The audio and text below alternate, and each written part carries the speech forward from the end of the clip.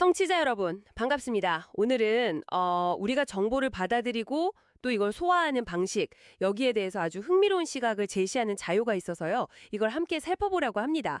특히 같은 내용인데도 현장에서 직접 듣는 거랑 또 미디어를 통해서 보는 거, 그리고 글로 읽는 거, 이 사이에 어떤 좀 근본적인 차이가 있는지, 단순히 정보 전달량 이걸 넘어서 에너지라는 개념까지 동원해서 설명하는 그런 관정이거든요. 오늘 저희가 좀 깊이 들여다볼 자료는 그 천공 스승님이라는 분의 법문 그 일부에서 가져온 내용입니다. 그냥 어떻게 배우느냐 하는 그런 기술적인 문제를 넘어서요. 우리가 받아들이는 지식의 질, 그리고 그 안에 담긴 어떤 보이지 않는 힘, 뭐 이런 거에 대한 이야기라고 할 수 있겠어요. 네. 이 자료에 따르면 어떤 방식으로 정보를 접하느냐에 따라 이해의 깊이는 물론이고 우리 내면에 미치는 영향, 그러니까 에너지적 교감 자체가 달라진다 이렇게 주장을 하는데요. 상당히 독특한 접근이죠. 그럼 이 자료가 제시하는 논리를 한번 자세히 따라가 볼까요? 네, 맞습니다. 이 자료의 핵심 주장은 이거죠. 정보 전달 매체에 따라서 에너지 효율이 달라진다. 아주 구체적인 수치까지 제시를 해요.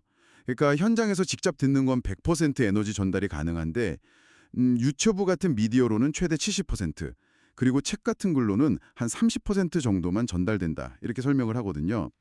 오늘은 이 주장을 중심으로 해서 자료가 뭘 이야기하는지 하나하나 좀 풀어가면서 그 의미를 심층적으로 분석해 보겠습니다. 네. 자, 그럼 가장 강력하다고 평가받는 거, 현장 경험. 자료에서 말하는 현장 법문부터 시작해보죠.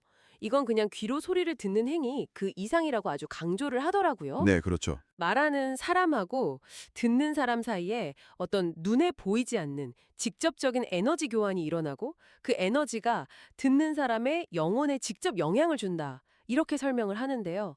심지어 듣는 과정에서 뭐랄까 물리적으로 소름이 돋는다거나 아니면 스스로 내가 엄청나게 성장했다. 이렇게 느끼거나 더 나아가서는 신에 가까워졌다. 뭐 이런 표현까지 나와요. 네, 맞아요. 이런 좀 강렬한 체험 때문에 현장 참여가 중요하다 이렇게 보는 것 같아요. 네, 여기서 주목할 만한 부분은 정보가 머리가 아니라 영혼으로, 네, 영혼으로 직접 들어간다는 그 표현입니다. 자료에서는 현장의 소리를 단순한 음파나 정보 전달 매개체 이런 게 아니라고 봐요. 귀라는 통로를 통해서 즉각적으로 영혼에 스며드는 비물질 에너지다. 이렇게 규정을 하거든요. 비물질 에너지요. 네. 이 개념이 바로 아까 말씀하신 100% 에너지 전달 가능성, 그거랑 연결되는 지점이죠. 그러니까 사실이나 지식을 논리적으로 이해하고 저장하는 그런 과정이라기보다는 마치 영양분 섭취하듯이요. 영혼의 영양분 혹은 질량 자체를 흡수하는 과정이다.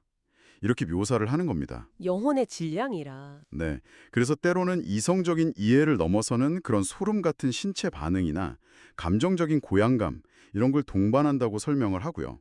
영혼의 질량이라니 정말 독특한 개념이네요. 그러면 이 100%라는 수치는 뭘까요? 이게 뭐 절대적인 건지 아니면 현장의 완전한 몰입 상태를 그냥 상징적으로 표현한 건지 혹시 뭐 부연 설명 같은 게 있었나요?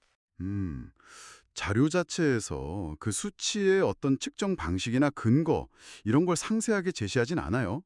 다만 이제 현장에서 이루어지는 소통의 완전성, 그러니까 정보뿐만 아니라 감정, 분위기, 또 말하는 이의 에너지까지 전부 다 그 총체적으로 전달되는 상태를 강조하기 위한 표현으로 해석하는 게 좀 자유스러워 보입니다. 아, 다른 매체와의 어떤 상대적인 효과 차이를 좀 극명하게 보여주려는 그런 의도도 담겨 있겠고요. 알겠습니다.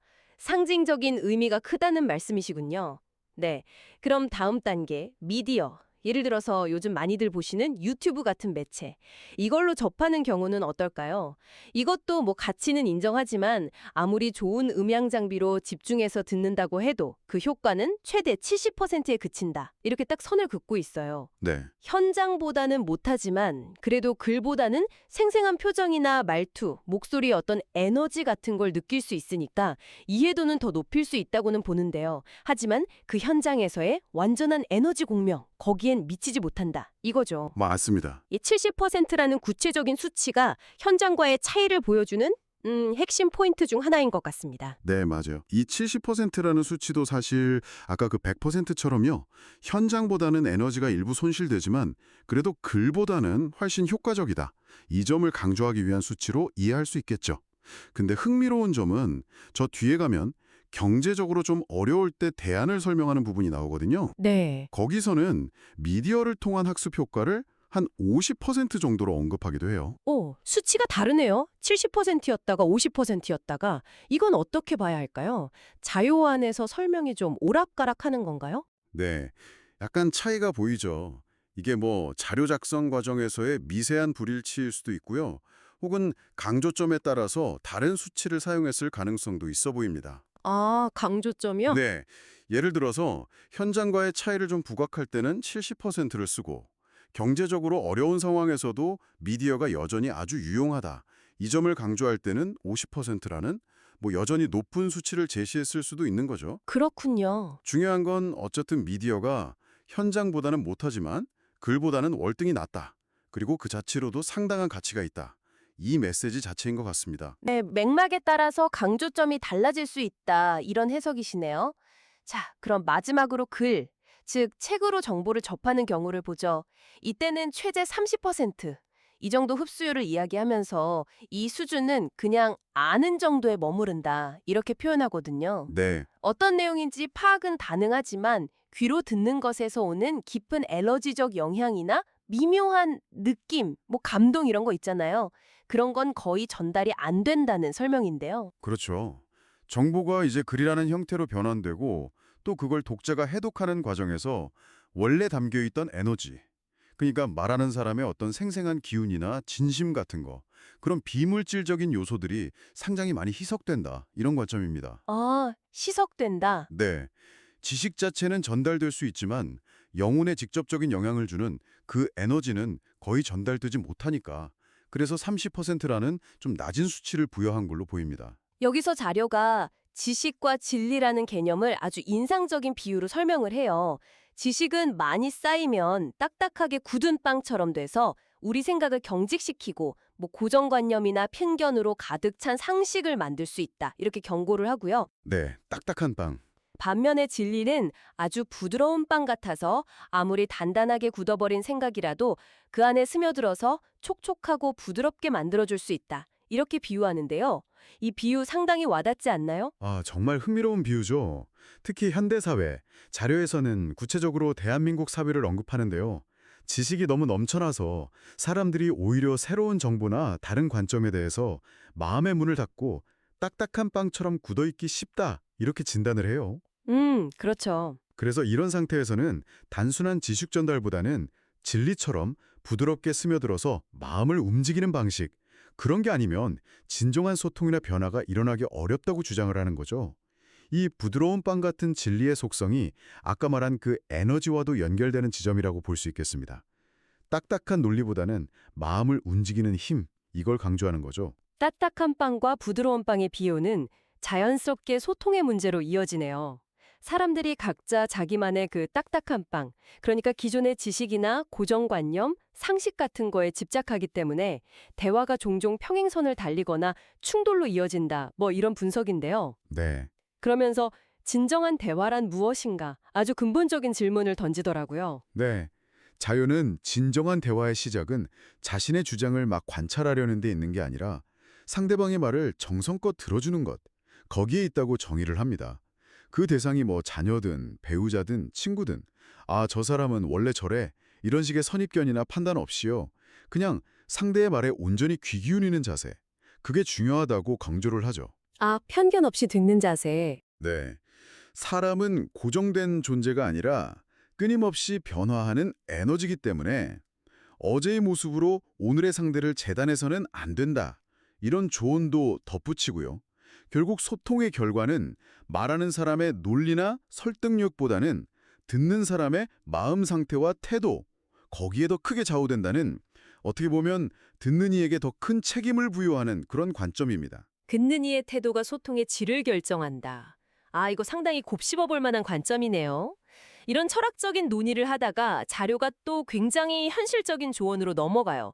바로 개인의 경제적인 상황에 따른 학습 방법의 차이인데요. 이 전환도 좀 흥미롭습니다. 그렇죠. 앞서 이야기한 그 배움의 방식과 에너지 전달률, 이걸 바탕으로 해서 이제 각자 상황에 맞는 최적의 학습 전략을 제시하는 부분이죠. 예를 들어서 경제적으로 여유가 있다면 당연히 에너지 전달률이 가장 높은 현장, 거기에 직접 가서 배우고 듣고 또 직접 눈으로 확인하는 과정, 이걸 거치는 게 가장 좋다고 권장을 하고요. 심지어 혼자 가는 게 아니라 뭐 개인 비서나 운전기사 혹은 자신의 따르는 사람들이 있잖아요. 그런 사람들을 함께 데려가서 배우는 기회로 삼아라 이렇게까지 말하는데요. 이건 어떤 의미일까요? 그냥 주변 사람 챙기는 차원을 넘어서는 이유가 있을까요? 자료의 맥락에서 보면요.